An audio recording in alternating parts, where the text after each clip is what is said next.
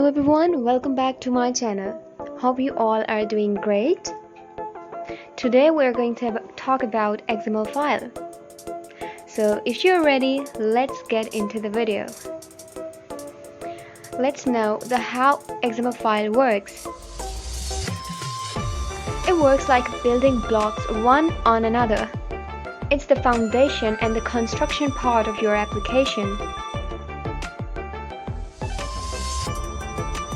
XML file and its importance, plus what is manifest.xml file, are today's task.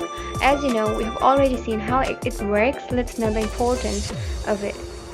It's a part where you're gonna be very creative and you're gonna play around with different layouts. And this is the very base of your application where all the sensitive data and UI is entered into the manifest file. If you have any questions, don't hesitate or tell me in the comments down below. Subscribe and thank you for watching.